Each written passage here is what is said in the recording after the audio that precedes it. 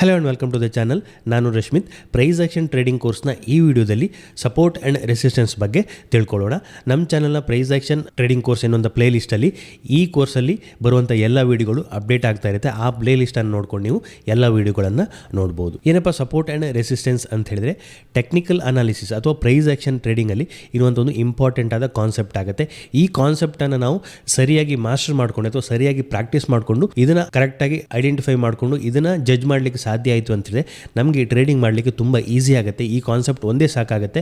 ಈ ಒಂದು ಮೆಥಡನ್ನು ಹಿಡ್ಕೊಂಡು ನಾವು ಎಫೆಕ್ಟಿವ್ ಆಗಿ ಟ್ರೇಡಿಂಗ್ ಅನ್ನು ಮಾಡ್ಬೋದು ಅಥವಾ ಎಫೆಕ್ಟಿವ್ ಆಗಿ ಪ್ರೈಸ್ ಚಾರ್ಟ್ಗಳನ್ನು ಸ್ಟಡಿ ಮಾಡ್ಬೋದು ಅಂತ ಹೇಳ್ಬೋದು. ಹಾಗಾದರೆ ಏನಪ್ಪ ಈ ಸಪೋರ್ಟ್ ಆ್ಯಂಡ್ ರೆಸಿಸ್ಟೆನ್ಸ್ ಲೆವೆಲ್ಗಳು ಅಂತ ಹೇಳಿದ್ರೆ, ಈ ಸಪೋರ್ಟ್ ಅಥವಾ ರೆಸಿಸ್ಟೆನ್ಸ್ ಲೆವೆಲ್ ಏನಿದೆ ಇದು ಚಾರ್ಟಲ್ಲಿ ಇರುವಂಥ ಒಂದು ಪ್ರೈಸ್ ಲೆವೆಲ್ ಆಗುತ್ತೆ. ಈ ಲೆವೆಲ್ಗಳಿಂದ ಸ್ಟಾಕ್ನ ಪ್ರೈಸ್ ಒಂದು ರಿವರ್ಸಲ್ ಮೂವನ್ನು ಕೊಡುವಂಥ ಸಾಧ್ಯತೆ ಇರುತ್ತೆ. ಇದೊಂದು ಪರ್ಟಿಕ್ಯುಲರ್ ಪ್ರೈಸ್ ಲೆವೆಲ್ ಆಗಬೇಕು ಅಂತಿಲ್ಲ, ಒಂದು ಪ್ರೈಸ್ ಝೋನ್ ಆಗುತ್ತೆ. ಸೊ ಈ ಝೋನ್ಗೆ ರೀಚ್ ಆದಾಗ ಪ್ರೈಸ್ ಒಂದು ರಿವರ್ಸಲ್ ಮೂವನ್ನು ಕೊಡುವಂಥ ಸಾಧ್ಯತೆ ಇರುತ್ತೆ. ಫಾರ್ ಎಕ್ಸಾಂಪಲ್ ಸ್ಟಾಕ್ ಒಂದು ಡೌನ್ ಮೂವನ್ನು ಕೊಡ್ತಾ ಇತ್ತು, ಇನ್ ಕೇಸ್ ಅಲ್ಲಿ ಒಂದು ಸಪೋರ್ಟ್ ಝೋನ್ ಹತ್ರ ಬಂತು ಅಂತೇಳಿ ಅಲ್ಲಿಂದ ಸ್ಟಾಪ್ ಆಗಿ ಡೌನ್ ಮೂವ್ ಕೊಡುವಂಥದ್ದು ಸ್ಟಾಪ್ ಆಗಿ ಅಲ್ಲಿಂದ ರಿವರ್ಸಲ್ನ ಕೊಡುವಂಥ ಸಾಧ್ಯತೆ ಇರುತ್ತೆ. ಅದೇ ರೀತಿ ಸ್ಟಾಕ್ ಒಂದು ಅಪ್ ಮೂವನ್ನು ಕೊಡ್ತಾ ಇದೆ, ಇನ್ ಕೇಸ್ ಅದು ರೆಸಿಸ್ಟೆನ್ಸ್ ಲೆವೆಲ್ಗೆ ರೀಚ್ ಆದರೆ ಆ ರೆಸಿಸ್ಟೆನ್ಸ್ ಲೆವೆಲಿಂದ ಒಂದಷ್ಟು ರಿವರ್ಸಲ್ ಅಂತ ಹೇಳಿದ್ರೆ ಡೌನ್ ಮೂವನ್ನು ಕೊಡುವಂಥ ಸಾಧ್ಯತೆ ಇರುತ್ತೆ. ಸೊ ಹಾಗಿದ್ರೆ ಈ ಸಪೋರ್ಟ್ ಅಂಡ್ ರೆಸಿಸ್ಟೆನ್ಸ್ ಥಿಯರಿಗೆ ಇರುವಂಥ ಲಾಜಿಕ್ ಏನು ಕೇಳಿದ್ರೆ, ನಾನು ಈ ಹಿಂದೆನೇ ಎಕ್ಸ್ಪ್ಲೈನ್ ಮಾಡಿದಾಗೆ ಡಿಮ್ಯಾಂಡ್ ಆ್ಯಂಡ್ ಸಪ್ಲೈ ಥಿಯರಿ, ನಾನು ಪ್ರೈಸ್ ಆಕ್ಷನ್ ಕೋರ್ಸ್ನ ಮೊದಲನೇ ವಿಡಿಯೋದಲ್ಲಿ ಎಕ್ಸ್ಪ್ಲೈನ್ ಮಾಡಿದ್ದೀನಿ ಡಿಮ್ಯಾಂಡ್ ಆ್ಯಂಡ್ ಸಪ್ಲೈ ಥಿಯರಿ. ಆ ಕಾನ್ಸೆಪ್ಟ್ ಮೇಲೆ ಈ ಸಪೋರ್ಟ್ ಆ್ಯಂಡ್ ರೆಸಿಸ್ಟೆನ್ಸ್ ಮೆಥಡ್ ಇರುವಂಥದ್ದು. ಕಂಪ್ಲೀಟ್ ಆಗಿ ಡಿಮ್ಯಾಂಡ್ ಆ್ಯಂಡ್ ಸಪ್ಲೈ ಮೇಲೆ ಬೇಸ್ ಆಗಿ ಈ support and resistance level work ಆಗುತ್ತೆ. ಸೊ ಹಾಗಿದ್ರೆ ಸಪೋರ್ಟ್ ಲೆವೆಲ್ ಅಂದರೆ ಏನು? ಸೊ ಸಪೋರ್ಟ್ ಲೆವೆಲ್ ಅಂತ ಹೇಳಿದ್ರೆ ಒಂದು ಪ್ರೈಸ್ ಲೆವೆಲ್, ಚಾರ್ಟಲ್ಲಿ ಇರುವಂಥ ಒಂದು ಪ್ರೈಸ್ ಲೆವೆಲ್ ಅಥವಾ ಒಂದು ಪ್ರೈಸ್ ಝೋನ್ ಆಗುತ್ತೆ. ಸೊ ಅಲ್ಲಿಗೆ ಪ್ರೈಸ್ ರೀಚ್ ಆದಾಗ ಮೇ ಬಿ ಅಲ್ಲಿಂದ ನೆಕ್ಸ್ಟ್ ಫರ್ದರ್ ಫಾಲ್ ಆಗುವಂಥದ್ದು ಸ್ಟಾಪ್ ಆಗುತ್ತೆ. ಯಾವುದೊಂದು ಸ್ಟಾಕ್ನ ಪ್ರೈಸ್ ಡೌನ್ ಬರ್ತಾ ಇರುತ್ತೆ, ಸಪೋರ್ಟ್ ಲೆವೆಲ್ ಅಥವಾ ಸಪೋರ್ಟ್ ಝೋನ್ಗೆ ರೀಚ್ ಆದಾಗ ಅಲ್ಲಿಂದ ಅದು ಫಾಲ್ ಆಗೋದು ಸ್ಟಾಪ್ ಆಗುತ್ತೆ.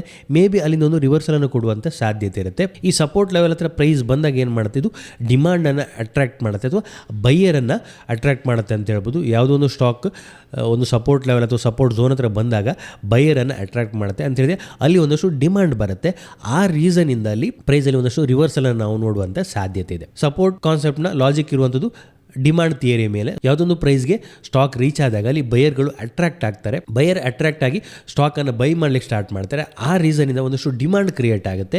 ಸೊ ಆ ರೀಸನಿಂದ ಸ್ಟಾಕ್ನ ಪ್ರೈಸ್ ನೆಕ್ಸ್ಟ್ ಫಾಲ್ ಆಗೋದು ಸ್ಟಾಪ್ ಆಗುತ್ತೆ, ನೆಕ್ಸ್ಟ್ ಒಂದು ಅಪ್ ಮೂವ್ನ ಕೊಡಲಿಕ್ಕೆ ಸ್ಟಾರ್ಟ್ ಮಾಡುತ್ತೆ. ಸೊ ಇದನ್ನು ನಾವು ಸಪೋರ್ಟ್ ಲೆವೆಲ್ ಅಂತ ಕರಿಬೋದು. ಯಾವುದೊಂದು ಸ್ಟಾಕ್ನ ಪ್ರೈಸ್ ಡೌನ್ ಮೂವ್ನ ಕೊಡ್ತಾ ಇತ್ತು ಅಂತ ಇಟ್ಕೊಳ್ಳಿ, ಯಾವುದೊಂದು ಪಾಯಿಂಟಲ್ಲಿ ಆ ಡೌನ್ ಮೂವ್ ಕೊಡೋದು ಸ್ಟಾಪ್ ಆಗುತ್ತೆ. ಈ ಲೆವೆಲ್ಗೆ ರೀಚ್ ಆಯಿತು ಅಂತ ಹೇಳಿದ್ರೆ ಅಲ್ಲಿಂದ ಡೌನ್ ಮೂವ್ ಕೊಡೋದು ಸ್ಟಾಪ್ ಆಗುತ್ತೆ.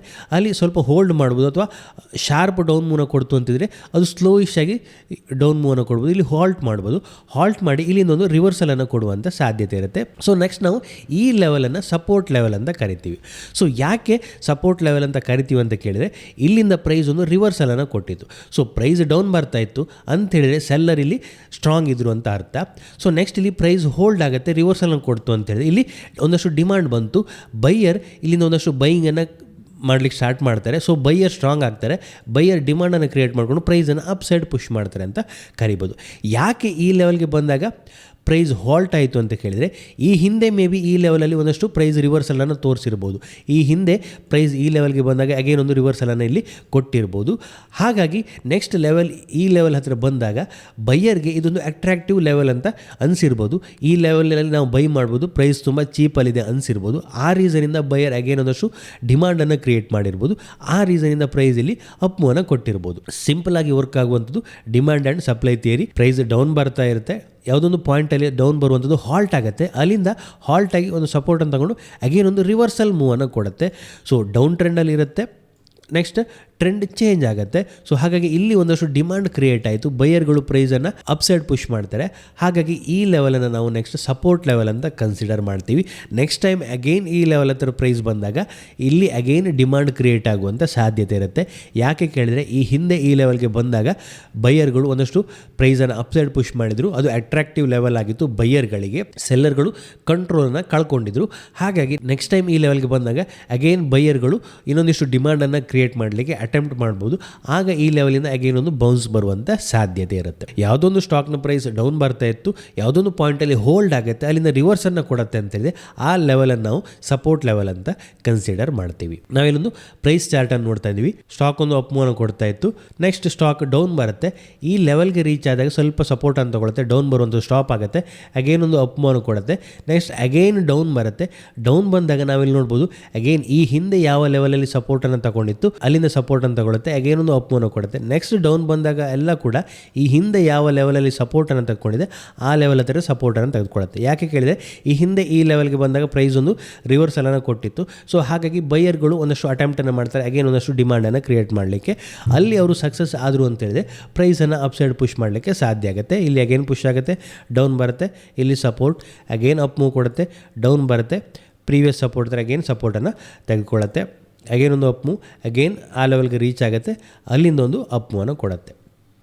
ಹಾಗೆ ಇದು ಎಕ್ಸಾಕ್ಟ್ ಯಾವುದೊಂದು ಪ್ರೈಸ್ ಲೆವೆಲ್ ಆಗಬೇಕು ಅಂತಿಲ್ಲ, ಒಂದು ಝೋನ್ ಅಂತ ನಾವು ಟ್ರೀಟ್ ಮಾಡ್ಬೋದು. ಫಾರ್ ಎಕ್ಸಾಂಪಲ್ 100 ರೂಪೀಸ್ ಅಂತ ಒಂದು ಎಕ್ಸಾಕ್ಟ್ ಆ 100 ರೂಪೀಸ್ ಪಾಯಿಂಟನ್ನೇ ನಾವು ಸಪೋರ್ಟ್ ಲೆವೆಲ್ ಅಂತ ತೆಗೆದುಕೊಳ್ಳಿಕ್ಕೆ ಆಗೋದಿಲ್ಲ. ಮೇ ಬಿ 99 to 100 ಅಥವಾ 100 to 101 ಈ ಝೋನ್ ಅಂತ ಟ್ರೀಟ್ ಮಾಡ್ಬೋದು. ಆ ಝೋನ್ಗೆ ರೀಚ್ ಆದಾಗ ಅಲ್ಲಿಂದ ಒಂದಷ್ಟು ಡಿಮಾಂಡ್ ಬರುವಂಥ ಸಾಧ್ಯತೆ ಇರುತ್ತೆ. ನೆಕ್ಸ್ಟ್ ಇರುವಂಥದ್ದು ರೆಸಿಸ್ಟೆನ್ಸ್ ಲೆವೆಲ್, ಸಪೋರ್ಟ್ನ ಅಪೋಸಿಟ್ ಆಗುತ್ತೆ. ಸೊ ಯಾವುದೊಂದು ಸ್ಟಾಕ್ನ ಪ್ರೈಸ್ ಅಪ್ ಹೋಗ್ತಾ ಇದೆ, ಯಾವುದೊಂದು ಪಾಯಿಂಟಲ್ಲಿ ಸ್ಟಾಪ್ ಆಗುತ್ತೆ ಅಪ್ ಹೋಗುವಂಥದ್ದು, ಸ್ಟಾಪ್ ಆಗಿ ಅಲ್ಲಿಂದ ಒಂದು ರಿವರ್ಸಲ್ ಕೊಡುವಂಥ ಸಾಧ್ಯತೆ ಇರುತ್ತೆ. ಆ ರಿವರ್ಸಲ್ ಪಾಯಿಂಟನ್ನು ನಾವು ರೆಸಿಸ್ಟೆನ್ಸ್ ಲೆವೆಲ್ ಅಂತ ಕನ್ಸಿಡರ್ ಮಾಡ್ಬೋದು. ಯಾಕೆ ಈ ರೆಸಿಸ್ಟೆನ್ಸ್ ಕ್ರಿಯೇಟ್ ಆಗುತ್ತೆ ಕೇಳಿದ್ರೆ, ಸ್ಟಾಕ್ ಅಪ್ ಮೂವ್ನ ಕೊಡ್ತಾ ಇರುವಾಗ ಯಾವುದೊಂದು ಪಾಯಿಂಟಲ್ಲಿ ಒಂದಷ್ಟು ಸಪ್ಲೈ ಬರುತ್ತೆ, ಸೆಲ್ಲರ್ಗಳು ಆಕ್ಟಿವೇಟ್ ಆಗ್ತಾರೆ, ಸೆಲ್ಲರ್ಗಳು ಪ್ರೈಸನ್ನು ಡೌನ್ ಸೈಡ್ ಪುಷ್ ಮಾಡಲಿಕ್ಕೆ ಟ್ರೈ ಮಾಡ್ತಾರೆ. ಆ ರೀಸನಿಂದ ಅಲ್ಲಿ ಸಪ್ಲೈ ಕ್ರಿಯೇಟ್ ಆಗಿ ಸ್ಟಾಕ್ ಡೌನ್ ಬರುವಂಥ ಸಾಧ್ಯತೆ ಇರುತ್ತೆ. ಸ್ಟಾಕ್ ಒಂದು ಅಪ್ ಮೂವ್ನ ಕೊಡ್ತಾ ಇತ್ತು ಅಂತ ಇಟ್ಕೊಳ್ಳಿ, ಯಾವುದೊಂದು ಪಾಯಿಂಟ್ಗೆ ರೀಚ್ ಆಗುತ್ತೆ, ಇಲ್ಲಿ ಅಪ್ ಮೂವ್ನ ಕೊಡುವಂಥದ್ದು ಸ್ಟಾಪ್ ಮಾಡುತ್ತೆ ಅಥವಾ ಅಪ್ ಮೂವ್ ಕೊಡೋದು ಸ್ಲೋ ಆಗುತ್ತೆ, ಮೇ ಬಿ ಒಂದು ಕನ್ಸಾಲ್ಟೇಷನ್ ಮಾಡ್ಬೋದು. ನೆಕ್ಸ್ಟ್ ಅಲ್ಲಿಂದ ಅಗೇನ್ ಪ್ರೈಸ್ ಒಂದು ಡೌನ್ ಮೂವ್ನ ಕೊಡ್ಬೋದು. ಸೊ ಯಾಕೆ ಇಲ್ಲಿ ಡೌನ್ ಮೂವ್ನ ಕೊಡುತ್ತೆ ಕೇಳಿದರೆ, ಇಲ್ಲಿ ಸೆಲ್ಲರ್ಗಳು ಆ್ಯಕ್ಟಿವೇಟ್ ಆಗ್ತಾರೆ, ಸೆಲ್ಲರ್ಗಳಿಗೆ ಸ್ಟಾಕ್ನ ಪ್ರೈಸ್ ತುಂಬ ಹೈಯರ್ ಲೆವೆಲ್ಗೆ ರೀಚ್ ಆಗಿದೆ, ಇಲ್ಲಿಂದ ನೆಕ್ಸ್ಟ್ ಅದು ಅಪ್ ಮೂವ್ ಕೊಡೋದು ಸಾಧ್ಯ ಇಲ್ಲ ಅಂತ ಅಂದ್ಕೊಂಡು ಸೆಲ್ಲರ್ಗಳು ಇಲ್ಲಿ ಸ್ಟಾಕನ್ನು ಸೆಲ್ ಮಾಡಲಿಕ್ಕೆ ಟ್ರೈ ಮಾಡ್ತಾರೆ. ಬೈಯರ್ಗಳು ತುಂಬ ಏನು ಸ್ಟ್ರಾಂಗ್ ಇರೋದಿಲ್ಲ, ಡಿಮಾಂಡ್ ಏನು ತುಂಬ ಇರೋದಿಲ್ಲ, ಆ ರೀಸನಿಂದ ಅಲ್ಲಿ ಸೆಲ್ಲರ್ಗಳು ಕಂಟ್ರೋಲನ್ನು ತಗೊಳ್ತಾರೆ, ನೆಕ್ಸ್ಟ್ ಪ್ರೈಸ್ ಡೌನ್ ಸೈಡ್ಗೆ ಪುಷ್ ಆಗುತ್ತೆ. ಸೊ ಹಾಗಾಗಿ ಈ ಲೆವೆಲನ್ನು ನಾವು ರೆಸಿಸ್ಟೆನ್ಸ್ ಲೆವೆಲ್ ಅಂತ ಕರಿತೀವಿ. ಈ ನೆಕ್ಸ್ಟ್ ಟೈಮ್ ಈ ಲೆವೆಲ್ಗೆ ರೀಚ್ ಆದಾಗ ಅಗೇನ್ ಇಲ್ಲಿಂದ ಸೆಲ್ಲಿಂಗ್ ಪ್ರೆಷರ್ ಬರುವಂಥ ಸಾಧ್ಯತೆ ಇರುತ್ತೆ. ಯಾಕೆ ಕೇಳಿದರೆ, ಮೇ ಬಿ ಈ ಹಿಂದೆ ಕೂಡ ಈ ಲೆವೆಲ್ಗೆ ರೀಚ್ ಆದಾಗ ಇಲ್ಲಿ ಒಂದಷ್ಟು ರೆಸಿಸ್ಟೆನ್ಸ್ ಬಂದಿರ್ಬೋದು, ಸೆಲ್ಲರ್ ಕಂಟ್ರೋಲನ್ನು ತಗೊಂಡು ಪ್ರೈಸನ್ನು ಡೌನ್ ಸೈಡ್ ಪುಷ್ ಮಾಡಿರ್ಬೋದು.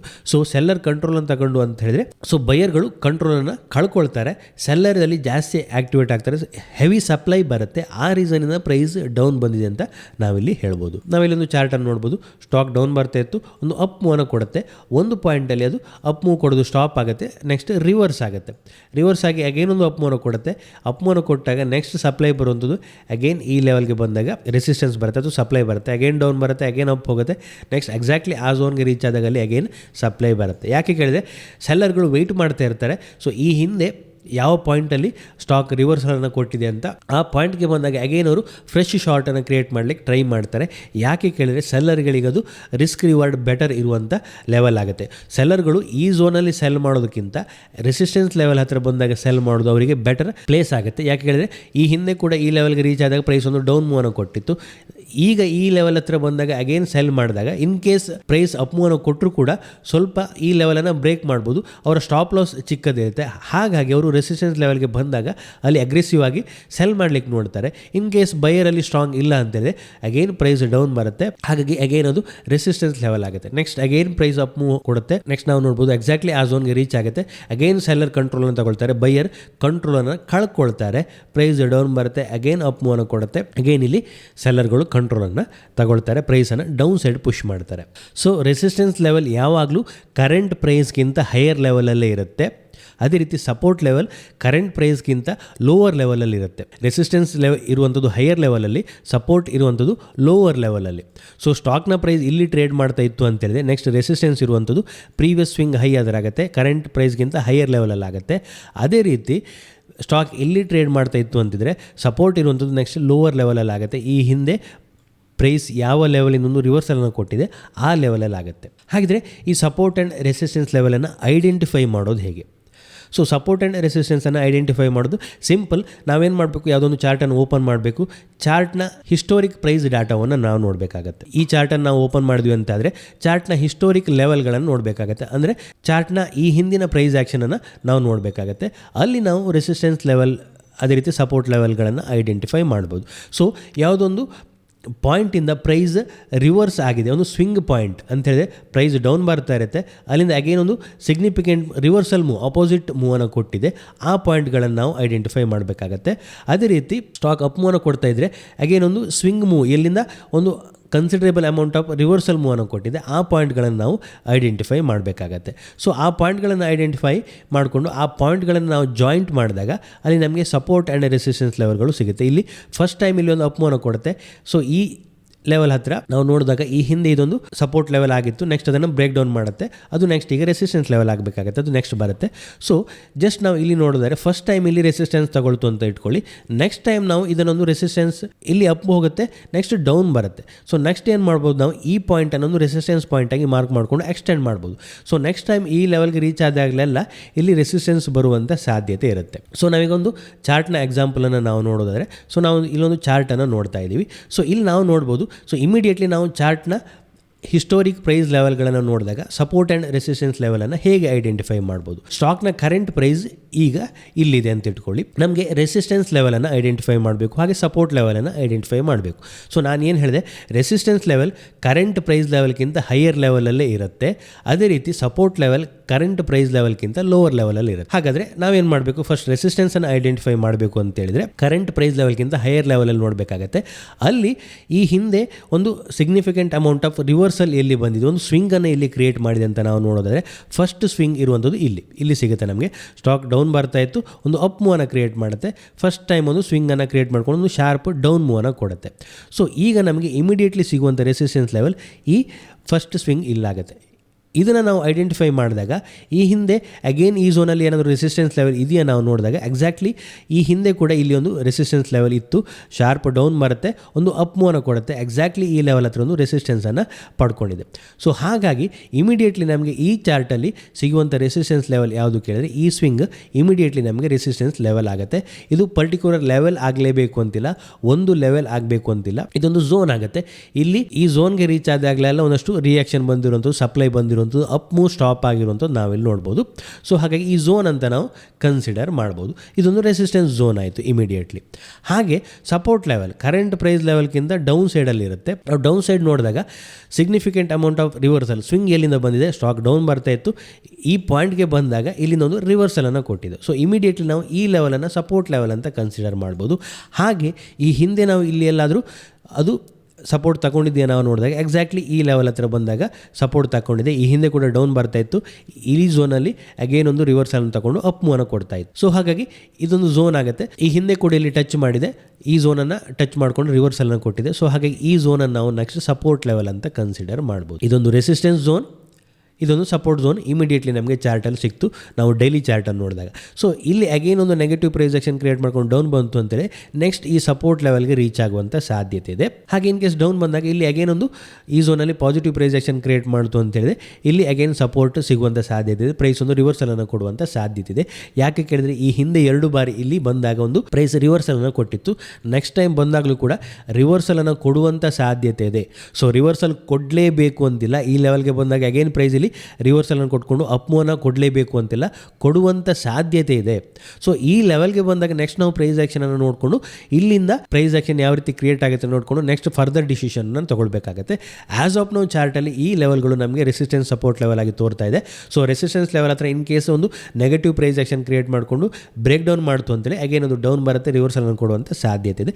ಇನ್ ಕೇಸ್ ರೆಸಿಸ್ಟೆನ್ಸ್ ಬ್ರೇಕ್ಔಟ್ ಆಯಿತು ಅಂತೇಳಿದ್ರೆ ಅದು ಫರ್ದರ್ ಮೂವನ್ನು ಕೊಡುವಂಥ ಸಾಧ್ಯತೆ ಇದೆ. ಅದು ನೆಕ್ಸ್ಟ್ ರೆಸಿಸ್ಟೆನ್ಸ್ ಸಪೋರ್ಟನ್ನು ಯಾವ ರೀತಿ ಟ್ರೇಡ್ ಮಾಡೋದು ಅನ್ನುವ ವಿಡಿಯೋದಲ್ಲಿ ನಾವು ಅದನ್ನು ಎಕ್ಸ್ಪ್ಲೈನ್ ಮಾಡ್ಬೋದು ಅಥವಾ ಅದನ್ನು ಐಡೆಂಟಿಫೈ ಮಾಡ್ಬೋದು. ಸೊ ತುಂಬ ಜನರಿಗೆ ಡೌಟ್ ಇರುತ್ತೆ ಹೇಗೆ ಸಪೋರ್ಟ್ ಆ್ಯಂಡ್ ರೆಸಿಸ್ಟೆನ್ಸ್ ಲೆವೆಲನ್ನು ನಾವು ಡ್ರಾ ಮಾಡಬೇಕು, ನಮಗೆ ತುಂಬ ಪ್ರೈಸ್ ಪಾಯಿಂಟ್ಗಳು ಸಿಗುತ್ತೆ ಅಂತ.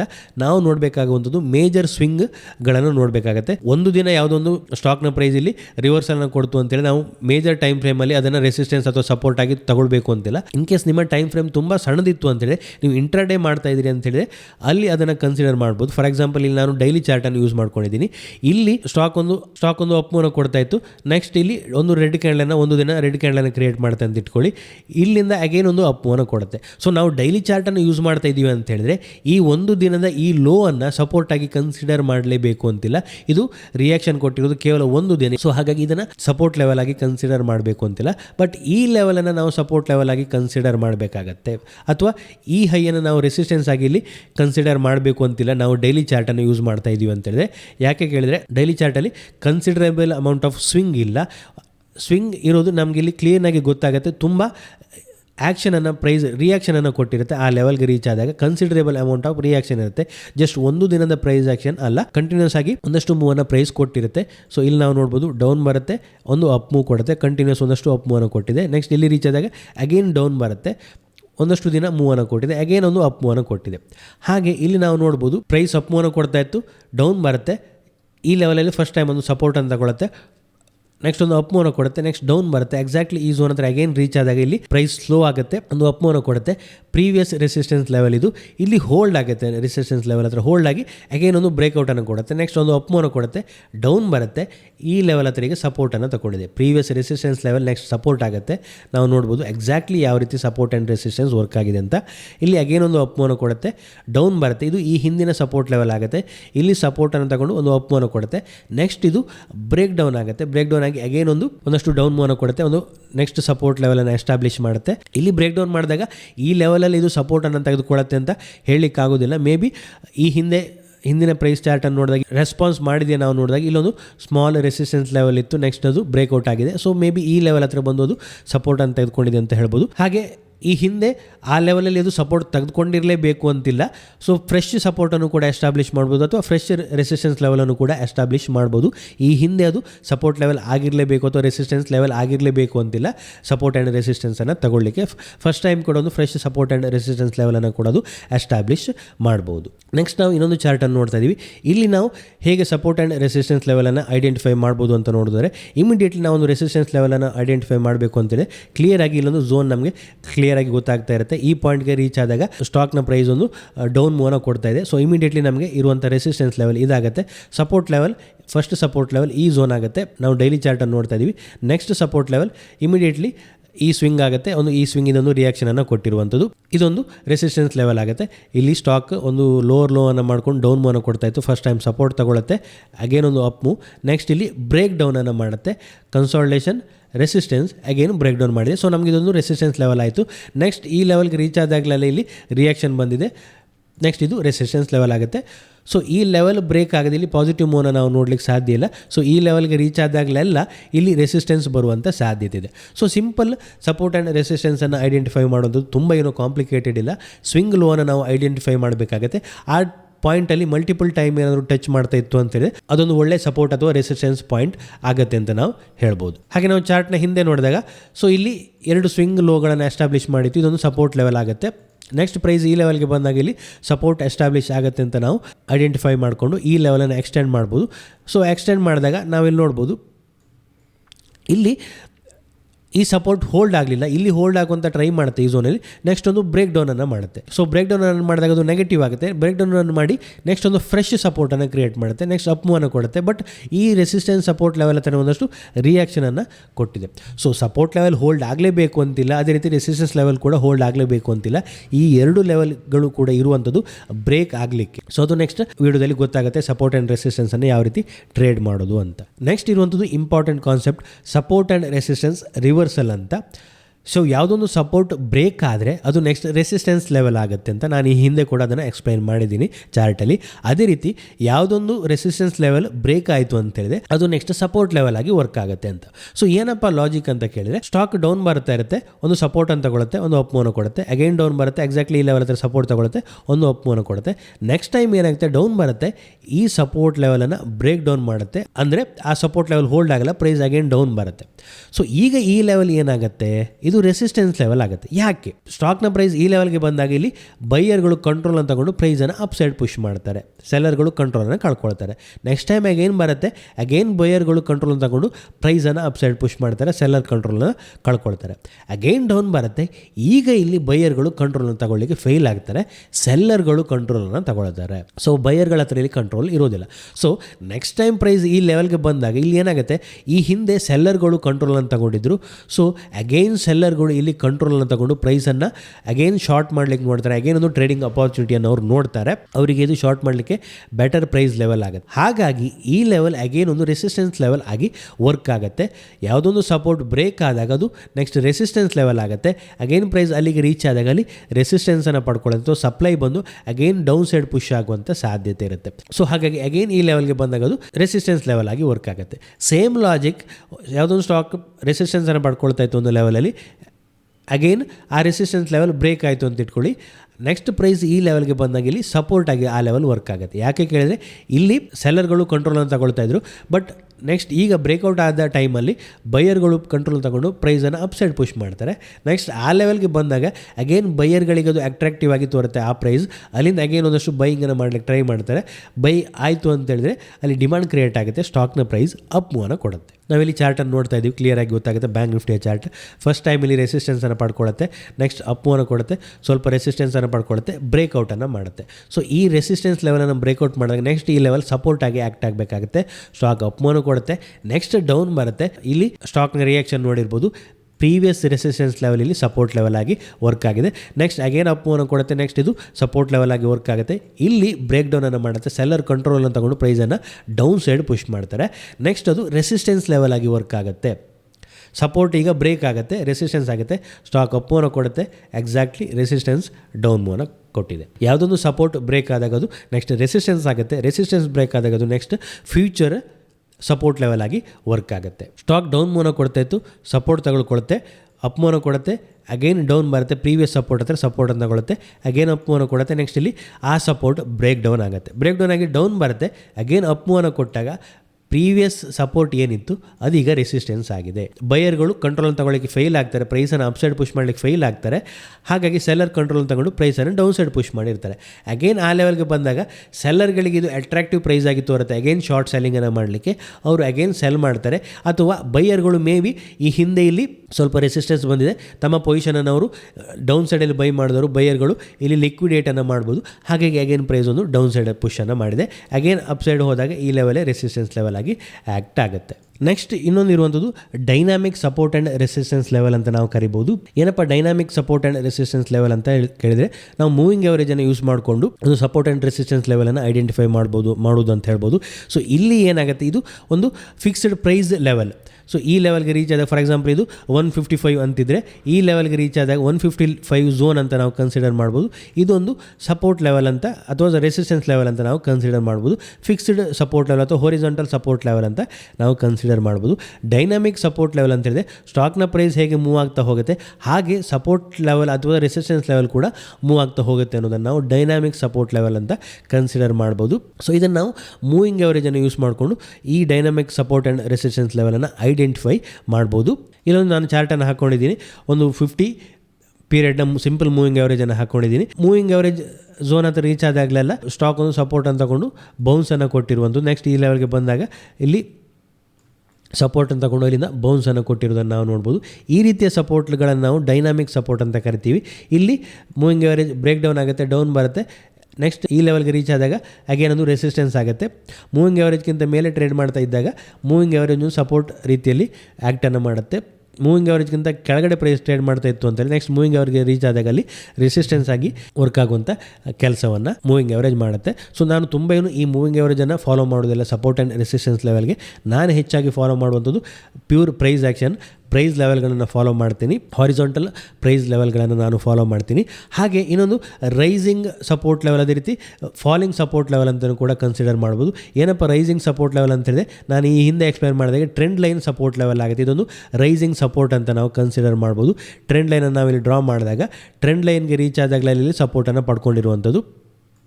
ಸೊ ಈ ರೀತಿ ಕೂಡ ಸಪೋರ್ಟ್ ಲೆವೆಲ್ಗಳನ್ನು ನಾವು ಐಡೆಂಟಿಫೈ ಮಾಡ್ಕೊಳ್ಬೋದು. ಟ್ರೆಂಡ್ ಲೈನ್ ಸಪೋರ್ಟ್ ಅಂತ ಇದಕ್ಕೆ ನಾವು ಕನ್ಸಿಡರ್ ಮಾಡ್ತೀವಿ. ಕೇವಲ ಹಾರಿಜಾಂಟಲ್ ಸಪೋರ್ಟ್ ಅಥವಾ ರೆಸಿಸ್ಟೆನ್ಸ್ ಲೆವೆಲ್ ಅಲ್ಲದೆ ಈ ರೀತಿ ರೈಸಿಂಗ್ ಸಪೋರ್ಟ್ ಲೆವೆಲ್ ಅಥವಾ ಫಾಲಿಂಗ್ ರೆಸಿಸ್ಟೆನ್ಸ್ ಲೆವೆಲ್ ಅಂತ ನಾವು ಕನ್ಸಿಡರ್ ಮಾಡ್ಬೋದು.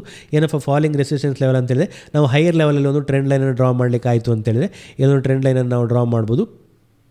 ಈ ಟ್ರೆಂಡ್ ಲೈನ್ಗೆ ರೀಚ್ ಆದಾಗಲೆಲ್ಲ ರೆಸಿಸ್ಟೆನ್ಸ್ ಪಡ್ಕೊಂಡಿರುವಂಥದ್ದು. ಸೊ ಇಲ್ಲಿ ರೀಚ್ ಆಗುತ್ತೆ ಟ್ರೆಂಡ್ ಲೈನ್ಗೆ ರೆಸಿಸ್ಟೆನ್ಸ್ ಅಗೇನ್ ಇಲ್ಲಿ ರೆಸಿಸ್ಟೆನ್ಸನ್ನು ಪಡ್ಕೊಂಡು ನೆಕ್ಸ್ಟ್ ಬ್ರೇಕ್ಔಟನ್ನು ಮಾಡಿದೆ. ಇದು ಫಾಲಿಂಗ್ ರೆಸಿಸ್ಟೆನ್ಸ್ ಅಂತ ಕರಿಬೋದು. ಅದೇ ರೀತಿ ಇದು ರೈಸಿಂಗ್ ಸಪೋರ್ಟ್. ಈ ರೀತಿ ಟ್ರೆಂಡ್ ಲೈನನ್ನು ಯೂಸ್ ಮಾಡ್ಕೊಂಡು ಸಪೋರ್ಟ್ ಆ್ಯಂಡ್ ರೆಸಿಸ್ಟೆನ್ಸ್ ಲೆವೆಲನ್ನು ಐಡೆಂಟಿಫೈ ಮಾಡೋದನ್ನು ನಾವು ಫಾಲಿಂಗ್ ಸಪೋರ್ಟ್ ಅಥವಾ ಫಾಲಿಂಗ್ ರೆಸಿಸ್ಟೆನ್ಸ್ ಅಥವಾ ರೈಸಿಂಗ್ ಸಪೋರ್ಟ್ ರೈಸಿಂಗ್ ರೆಸಿಸ್ಟೆನ್ಸ್ ಅಂತ ಕರಿಬೋದು. ಸೊ ನಾನು ಹೆಚ್ಚು ಫೋಕಸ್ ಮಾಡುವಂಥದ್ದು ಒಂದು ಹಾರಿಜಾಂಟಲ್ ಲೆವೆಲ್ ಪ್ರೈಸ್ ಲೆವೆಲಲ್ಲಿ ರೆಸಿಸ್ಟೆನ್ಸ್ ಲೆವೆಲನ್ನು ಐಡೆಂಟಿಫೈ ಮಾಡುವಂಥದ್ದು ಈ ರೀತಿ ಸಪೋರ್ಟ್ ಆ್ಯಂಡ್ ರೆಸಿಸ್ಟೆನ್ಸ್. ನೆಕ್ಸ್ಟ್ ಈ ಟ್ರೆಂಡ್ ಲೈನನ್ನು ಕೂಡ ನಾವು ಯೂಸ್ ಮಾಡಿಕೊಂಡು ಸಪೋರ್ಟ್ ಆ್ಯಂಡ್ ರೆಸಿಸ್ಟೆನ್ಸ್ ಲೆವೆಲನ್ನು ಯೂಸ್ ಮಾಡ್ಕೊಳ್ಬೋದು. ಇದಿಷ್ಟು ಈ ವಿಡಿಯೋದಲ್ಲಿ. ನೆಕ್ಸ್ಟ್ ವಿಡಿಯೋದಲ್ಲಿ ಈ ಸಪೋರ್ಟ್ ಆ್ಯಂಡ್ ರೆಸಿಸ್ಟೆನ್ಸನ್ನು ಯಾವ ರೀತಿ ಟ್ರೇಡ್ ಮಾಡ್ಬೋದು, ಹೇಗೆ ಐಡೆಂಟಿಫೈ ಮಾಡಿಕೊಂಡು ಯಾವ ರೀತಿ ಟ್ರೇಡ್ ಮಾಡೋದು ಅನ್ನೋದನ್ನು ನೋಡೋಣ. Thank you.